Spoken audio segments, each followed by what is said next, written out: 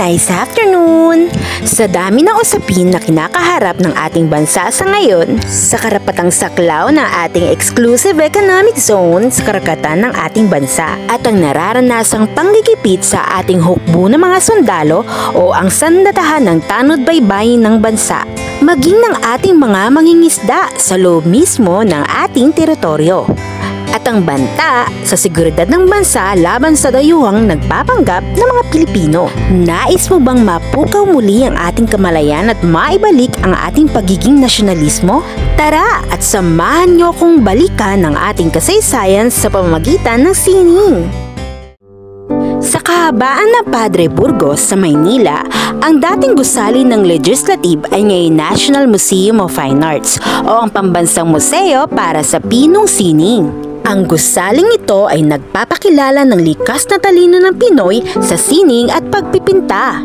Una itong dinisenyo bilang National Library, ginawa taong 1918 hanggang 1926 dahil nakulangan sa pondo ng pagpapaayos, kaya't pansamantala ito'y naging legislative building.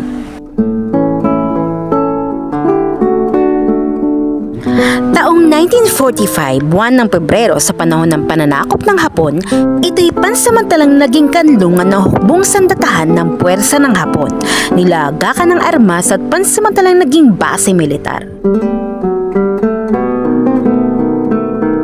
Pagkatapos ng digmaan, ito'y sinimulang ayusing muli. Naging Congress Building at Senate Building hanggang 1972. Sa kasaysayan ng Pilipinas, nagkaroon ng 4 na presidente na inaugurate or pinasinayaan dito sa National Museum of Fine Arts o ang dating Legislative Building. Ang unang presidente ng Philippine Commonwealth at ikalawang presidente ng Republika ng Pilipinas na si Manuel Quezon ay na-inaugurate noong November 15, 1935. Ikalawa ay ang ikatlong presidente ng bansa na si Jose P. Laurel na pinasinayaan noong October 14, 1943. Ang ikalimang presidente ng Pilipinas na si Manuel Rojas na na-inaugurate noong May 28, 1946.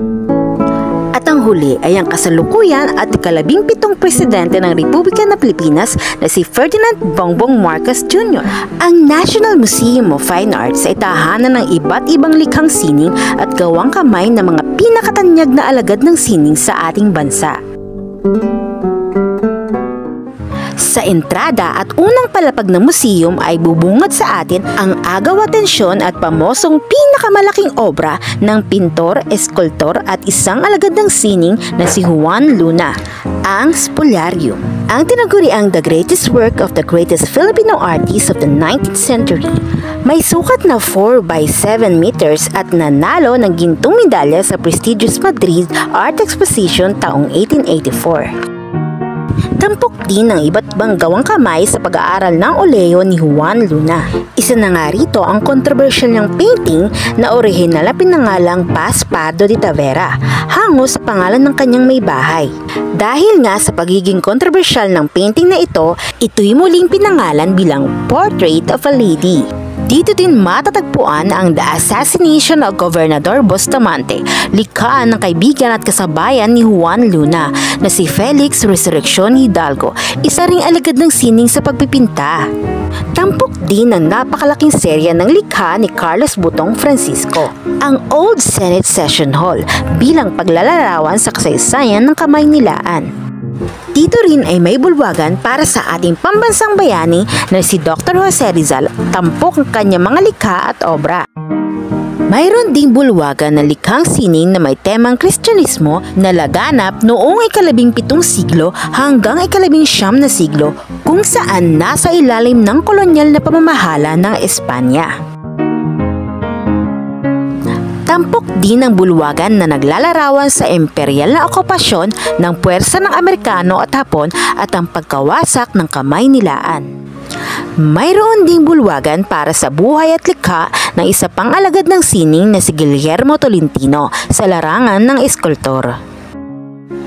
Gayon din ang bulwagan para sa ipinantang larawan ng isa pang alagad ng sining na si Fernando Amorsolo at iba't iba pang national artist.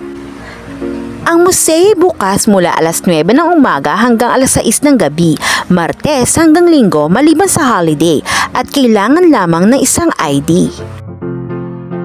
Ilan lamang yan sa mga obra at iba't ibang gawang kamay ng mga alagad ng sining dito sa National Museum of Fine Arts. Yun lamang muna guys, thank you for watching, adios!